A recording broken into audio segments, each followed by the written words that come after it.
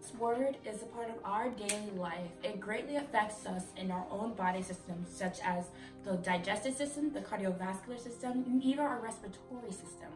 It even affects our other common everyday things, such as baking, washing our clothes, and even starting our car.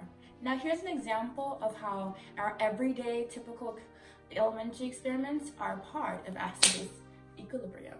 Watch what happens when we pour the vinegar into the baking soda. You see what's going on? There's a fizzy reaction occurring. Now you're probably wondering what's going on in the solution. See all those bubbles? That's carbon dioxide. Now, you may not see it, but there's water vapor actually exiting this reaction as well as carbon dioxide. And sodium acetate is actually forming as we speak. And looks like the reaction is finished. Why does this even happen? In this very experiment, vinegar is the acid, whereas baking soda is the base. What even is an acid, and what the heck is a base? Well, an acid is anything that can donate a proton, whereas a base is anything that can accept a proton. We must remember, a fizzy reaction occurs, so basically the exchange of proton is occurring.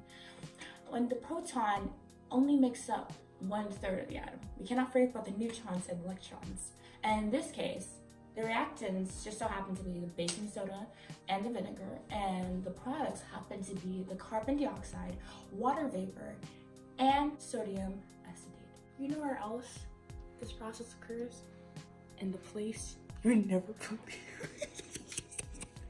Inside, we can see that our stomach secretes this large amount of acid that includes sodium bicarbonate. In general, your body maintains a pH of 7 to 7.4. But what happens when an acidic or basic food reaches the pool of acid in your stomach? Let's take a look.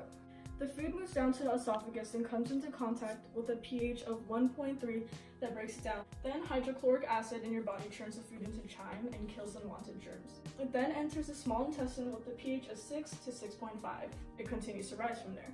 This then transitions to a pH of 7 to 8 in the intestines and absorbs important nutrients. Then it enters the large intestine with a pH of 5.5 to 7. Cutting the process right here, we can already see that through this short process, our body's pH has influxed multiple times. This is why eating too much acidic food can cause harm to the body, as well as eating too much basic food. That's my part now. Well guys, I'm Professor Lee and I'm teaching you guys acid and base chemistry. To understand the concept of these reactions, we have to understand the concept of the acid-base equilibrium. Acid-base chemistry can be kind or confusing for most people, but it all comes down to reversible reaction, which means they'll eventually achieve the state of equilibrium. From there, we can put another idea into use, which is also known as the equilibrium constant. It's right here. It can be simply calculated by dividing concentration of the product by the concentration of the reactant. Now, what is an acid? What is a base? Well, it all simply relates to proton exchange. Proton's donor is an acid and the proton's receiver is a base. To understand the concept of these reactions, we have to understand the concept of the acid and base equilibrium. Acid-base chemistry can be confusing for most of people, but it all comes down to a simple reversible reaction. Reversible reaction means that it will eventually reach a state of equilibrium. From here, we can put another idea into use known as the equilibrium constant. Equilibrium constant is basically the concentration of product divided by concentration of the reactant. We can measure equilibrium of acid and bases to determine if they're strong or not. Well, in another way, if they're in favor of the product, or if they're weak, the reaction of the acid and base react quantitatively with each other is known as the neutralization reaction, which we can measure with titration and titration curves. Our foundation of acid and base chemistry is water. This is an essential factor in reaction because all acids and bases react totally in water. And oh, a fun fact! All aqueous solution can be identified as an acid or base. Another reason why water is crucial for acid and base reaction is because water is amphotermic. What amphotermic means is that the element have the ability to both donate or lose a proton. What happened here? Here's two water molecules. One gives a proton up to another one, creating hydronium and hydroxide.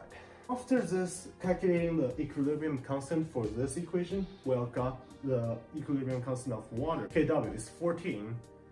which in the middle is going to be 7, the pH of neutralization. So after talking about water and acid-base chemistry, we've been able to understand how to identify strong or weak acids. Well, here's equilibrium constant kicks in again. By observing equilibrium constants, we're able to identify if it's a strong acid or base or not. So basically right here, if Ka is greater than 1, identified as strong. However, if it's less than 1, it's considered as weak. And it's the same thing for bases. So, conclusion. Here's what we covered in the last 5 minutes. Definition of acid-base equilibrium, creating a better understanding of acid-base equilibrium, describing how baking soda volcano is actually considered acid-base equilibrium, and the same thing of why stomach acid is considered acid-base equilibrium, and importance of water. We hope you guys created a better understanding of acid-base equilibrium from our amazing presentation, but if you have any more questions, please ask us during class or after class or even before class. Thank you so much for watching our videos. Please give us a thumbs up. We love you, Miss Lubin. Period 4 AP Chem. You better give us a toss. I'm looking at myself.